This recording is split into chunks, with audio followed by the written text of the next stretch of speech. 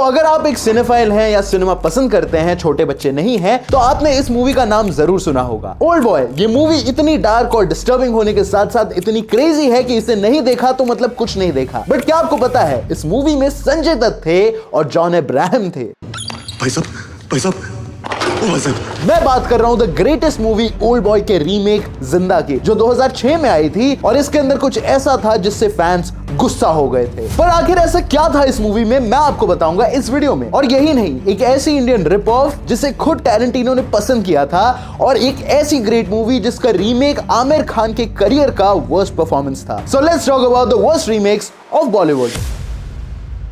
तो आप लोगों ने ये गाना तो सुना ही होगा, राइट? इसके अंदर अमिताभ थे एंड इसके अंदर संजय दत्त थे और भी कई स्टार्स थे, और ये मूवी उस टाइम पे एक बहुत बड़ी हिट थी। बट क्या आपको पता है ये ग्रेटेस्ट डायरेक्टर और हम सबके अब्बू Quinton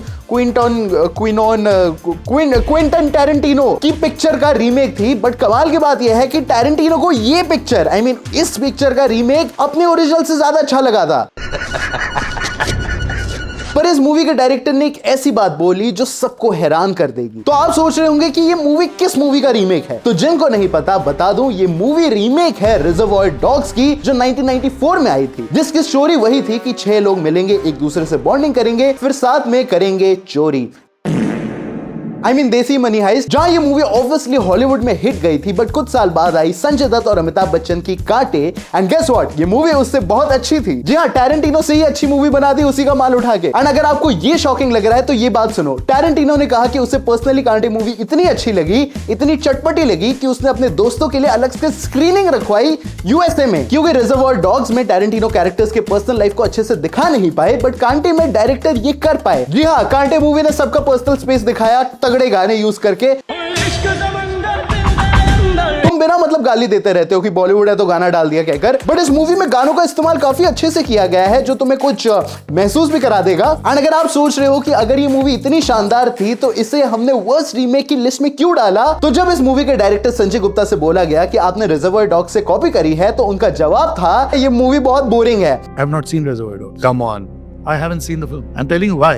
I found it boring. मैंने ये मूवी 10 मिनट से ज्यादा नहीं देखी, एंड इसी बात पे सवाल उठे कि अगर तूने मूवी देखी नहीं तो रीमेक कैसे बना दिया, जिस पे डायरेक्टर ने कोई जवाब नहीं दिया, क्योंकि पूछने वाला मेरे जैसे शानदार बंदा उधर नहीं था। एंड ऑफ कोर्स सबको पता था कि ये डायरेक्टर झूठ बोल रहे हैं। ऑफ कोर्स ये रिजर्वॉयर डॉग्स का कॉपी है, रिजर्वॉयर डॉग्स की चोरी करी है, बट एक अच्छा रीमेक भी बना दिया है। मैंने तुमसे कहा था ना कि हमें पकड़ के तुम्हें बहुत बड़ी गलती की। तो हम इसको 5th नंबर पर रखेंगे, लेकिन आगे लिस्ट और तगड़ी होने वाली है, घिनौनी।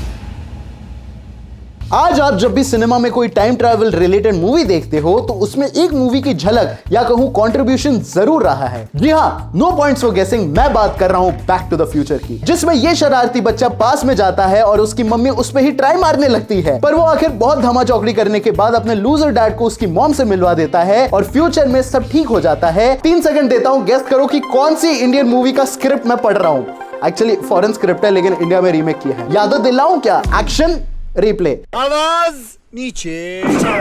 जी हाँ, खिलाड़ी कुमार की एक्शन रिप्ले, जिसमें वो गाना था, जोर से झटका है जोरों से लगा। जी हाँ, वही पिक्चर जिसमें अक्षय कुमार के लंबे दांत, खरगोश जैसे दांत थे, और ऐश्वर्या राय का ड्रीमी लुक और हर लड़की का क्रश आदित्य रॉय कपूर थे। एंड अगर आप अब भी गेस नहीं कर पा रहे हो कि मूवी कौन सी है, तो जोर से ये गाना सुनो, जोर का झटका है जोरों से लगा। तो ये मूवी एक्शन रिप्ले 2010 में आई और बहुत बड़ी फ्लॉप बनी, और आप खुद समझ पा रहे होंगे कि इसका फ्लॉप होने का रीजन क्या रहा होगा। ये मूवी एक हॉलीवुड क्लासिक का रीमेक थी, जो आज भी बहुत सारे डायरेक्टर्स की इंस्पिरेशन है, उससे लिया और उसमें इतना मसाला डाल दिया कि फिल्म के फैंस को इमोशंस का ओवरडोज हो गया। इस मूवी की कॉमेडी देखी है? इस मूवी की कॉमेडी काफी अच्छी है।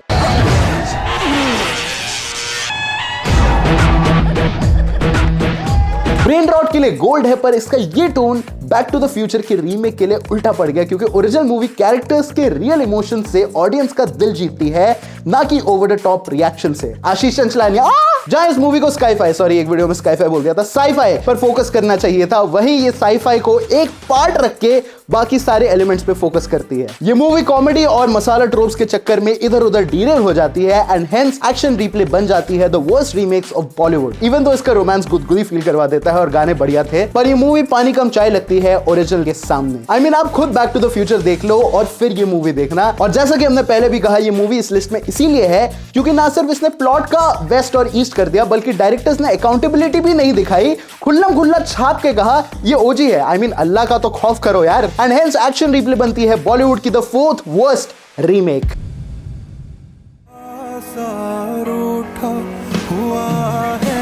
तो अभी एक मूवी आई थी जिसने सब छपरियों को नंगा कर दिया, पागल कर दिया। सारे गवार इस मूवी को देखकर रो रहे थे। जी हाँ, मैं बात कर रहा हूं सैयारा की। अगर तुम भी एक निब्बी हो और तुम्हें लगता है ये मूवी ओरिजिनल है तो आई एम सॉरी बाबू, ये गलत है, ये भी रीमेक है।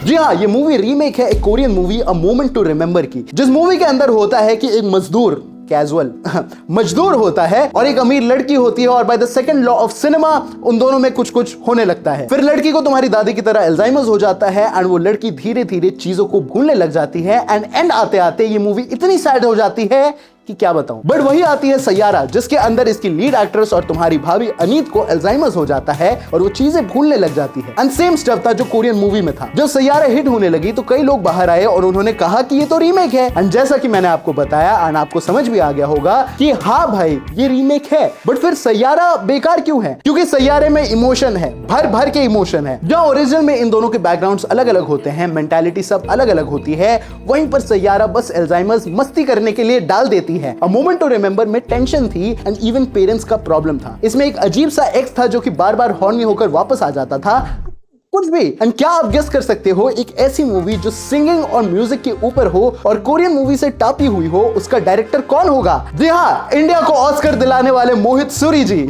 मोहित सूरी ने आज तक ऑलमोस्ट सभी मूवीज रीमेक बनाई है विदाउट गिविंग क्रेडिट्स एंड इसमें भी सेम करा। उनसे जब पूछा गया कि भाई ये तो रीमेक है तो मोहित सूरी ने कहा नहीं, लेकिन भाई साफ पता चल रहा है कोरियन मार्केट से ब्लैक मार्केट में उठा के लाए हो आप, होलसेल का रेट है स्क्रिप्ट का। पर कोई नहीं। एंड ऐसे सैयारा एक और इलीगल वर्स्ट रीमेक बन गई बॉलीवुड की। मोहित सूरी भाई प्लीज अल्जाइमर्स की जगह कुछ और ही कर देते, मिर्गी का दौरा पड़ गया। तो सोचो, एक साइड हो हॉलीवुड की सबसे बड़ी मूवी और दूसरी साइड हो बॉलीवुड का सबसे बड़ा एक्टर। सोचो कितना तगड़ा प्रोडक्ट बनेगा। क्या तुम गेस कर पाए वो मूवी कौन सी है? बकवास लाल सिंह चड्ढा। आओ बाजी, जिसको देखने के बाद पंजाबी अपनी पंजाबी भूल गए। एंड ये मूवी क्या थी ओए? गोलगप्पा खाओगे? ओए क्या चल रहा है ये? जूनियर बाला। ऐसा लग रहा है पीके से पान थूकना भूल गए। इनका कैरेक्टर आउट ऑफ नोवेयर कुछ भी चल रहा है। बट देखा जाए तो Lal Singh Chaddha was not a bad movie at all. पर ऐसी कौन सी चीज है जो इसे बनाती है the worst remake of all times? नहीं, वो अपनी चड्डी बनियान की कंपनी का नाम रूपा रखता है अपनी गर्लफ्रेंड के नाम पे, वो नहीं है। वो फैक्टर है टॉम हैंक्स का performance in the real Forrest Gump. I mean भाई, उस मूवी में तुम बंदे की एक्टिंग देखना, वो बंदा मूवी में जीनियस होता है, वही आमिर खान ने उसे पागल की तरह पोर्ट्रे किया है। पागल होना हो पर दौड़ता बहुत तेज है भाई। आई मीन आमिर भाई इनोसेंट दिखाना था जैसे सल्लू भाई थे बजरंगी भाईजान में, बट आपने दिखाया एक क्रैक। ऐसा लग रहा था कि आप पीके वाले रोल से बाहर ही नहीं आए। शायद आपको लग रहा था कि जितनी बड़ी आंखें होंगी उतना बड़ा हिट होगा, बट कुछ समझ ही नहीं आया। फॉरेस्ट गंप अमेरिकन हिस्ट्री की एक बहुत बड़ी मूवी है एंड ऐसे ही लाल सिंह चड्ढा इंडिया की बेस्ट मूवी हो सकती थी क्योंकि इसका ग्रैंड स्केल था एंड इवन इसके गाने तो चेरी ऑन द टॉप थे। तेरे हवाले कर दिया। पर आमिर खान ने खुद अपनी बुरी एक्टिंग से सपने पर पानी फेर दिया। जहां टॉम हैंक्स का अंडरस्टेटेड परफॉर्मेंस हर इवेंट को एकदम रियल बना देता है, जैसे मानो वो बंदा खुद उन इंस्टेंसेस पे उधर था। वही आमिर के केस में ऐसा लगता है कि वो अपने लाइंस बोलने का इंतजार कर रहा है और जैसे ही टेलीप्रॉम्प्टर पढ़ता है, एक पंजाबी बटर चिकन खा के पंजाबी बोलने की कोशिश करता है। मेरी मम्मी कहती थी कि जिंदगी गोलगप्पे जैसी होती है। इनफैक्ट ये मूवी हिस्टोरिकल इवेंट्स दिखाने में भी चूक जाती है। आई मीन इस मूवी में एक पाकिस्तानी टेररिस्ट होता है, उसे लाल बचा लेता है और एम्प्लॉयमेंट भी दे देता है। Like bro what the fuck, वो गुल्ली डंडा खेलने सरहद पर नहीं आया है, वो तेरे देश को बर्बाद करने आया था। I mean what is wrong with you? And even ये वो टाइम था जब बॉयकॉट बॉलीवुड चरम पर था, जिसकी वजह से किसी एक्टर को कुछ फर्क नहीं पड़ा, पर बेचारे आमिर खान लपेटे में आ गए। अगर मैंने किसी का दिल दुखाया है किसी चीज से तो मुझे उस बात का दुख है और मैं किसी का दिल नहीं दुखाना चाहता हूँ। अगर लोगों को जिनको फिल्म नहीं देखनी है तो मैं उस बात की इज्जत करूंगा। क्या कर सकते हैं, लेकिन मैं चाहूंगा कि ज्यादा से ज्यादा लोग फिल्म देखें। अपने बड़े मेहनत से फिल्म बनाई है एंड ऐसे लाल सिंह चड्ढा बन जाती है one of the worst remakes in Bollywood. But कई लोग मानते हैं कि लाल सिंह चड्ढा फॉरेस्ट गंप से ज्यादा अच्छी है। तो कमेंट में बताओ और ये भी बताना कि कितने में बिक गए। तो पैरासाइट से पहले अगर किसी मूवी ने वर्ल्ड स्टेज पर कोरियन सिनेमा का परचम लहराया था तो वो थी ओल्ड बॉय। ये एक ऐसी मूवी है जिसे आप एक बार देखोगे तो आप कहोगे कि इससे अच्छी मूवी कोई नहीं है, बट बार बार रीवॉच करोगे तो आपकी रूह कांप जाएगी। जी हाँ, मूवी सच्ची में इतनी ग्रोस और डिस्टर्बिंग है कि आप इसे भी गलती से परिवार के साथ नहीं देख सकते। बिना सेक्स की ये मूवी आपको नंगा फील करा देगी अपने ग्रिटी पोर्ट्रेयल से। बट आपको पता है इससे ज्यादा नंगा फील करवाया था बॉलीवुड ने जब हमारे संजू बाबा और रॉकी हैंडसम जॉन अब्राहम ने साथ में मिलकर बनाई थी जिंदा, जिसे कोई भी नहीं सोच सकता था। बट ये ओल्ड बॉय का सीन टू सीन कॉपी है, रीमेक है।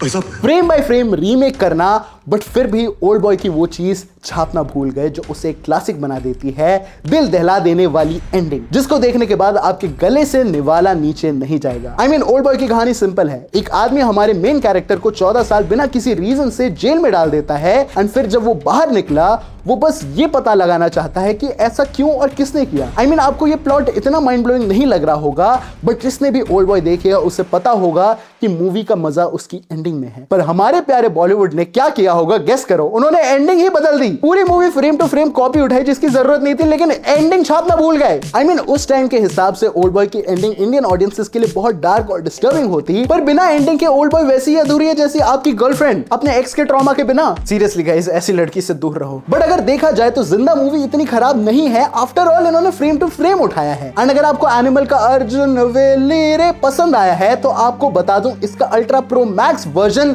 ओल्ड बॉय मूवी में है, और जिंदा के मेकर्स ने इसे भी as it is copy paste कर दिया। I mean, ओल्ड बॉय का सीन वन टेक था जिसे लेने के लिए क्रू को कई दिन सेम सीक्वेंस पर बार बार करना पड़ा, रिपीट पे शूट करना पड़ा। एंड गेस व्हाट, बॉलीवुड ने इसे भी छाप दिया। संजय दत्त वाला सीन भी पूरा वन टेक है, आप खुद देख सकते हो। भाई अगर इतनी मेहनत करनी थी तो एक अच्छा राइटर ही हायर करते और एक नई मूवी लिखते, बट इन्होंने ओल्ड बॉय उठाई फ्रेम टू फ्रेम और इसका बेस्ट पार्ट ही उठा के फेंक दिया। ये अच्छा नहीं लग रहा, फेंक देते हैं। अरे एंड गेस करो इस मूवी का डायरेक्टर कौन होगा? वही हमारे प्यारे copy master Sanjay Gupta. In fact आपको एक बात बताता हूं, ओल्ड बॉय के मेकर्स ने इस मूवी पर लीगल केस करने का सोचा था, पर संजय गुप्ता की किस्मत अच्छी थी। ड्रीमवर्क्स वालों ने इस मूवी के राइट्स ले रखे थे और वो कंपनी ही बंद हो गई थी। एंड ऐसे बना ये बॉलीवुड का वर्स्ट और इलीगल रीमेक प्रोडक्ट। एंड अगर तुम्हें भी कोरियन लड़कियां पसंद है तो लाइक करो, एंड प्लीज अगर तुम खुद को सिनेफाइल समझते हो तो ओल्ड बॉय जरूर देखना, फिर दोबारा नहीं देख पाओगे। तो ये था हमारा video about the top 5 worst remakes of Bollywood. आपको इस पूरे वीडियो के बारे में, इन सभी रीमेक्स के बारे में क्या लगता है, कौन कौन सी आपने देखनी है, हमें नीचे कमेंट्स में जरूर बताइएगा। And special thank you to the entire team of Cinemastic, any Siraj and me Arfan, क्योंकि मेरा नाम सिनेमैस्टिक नहीं है, and I editor for the day Rizwan. And मैं मिलूंगा आपसे अगले सिनेमा टॉपिक रिलेटेड वीडियो में, क्योंकि जहां सिनेमा है वहां सिनेमैस्टिक है। कि ऐसा हो नहीं सकता कि तेरी याद ना आए बिना तेरे जाने मन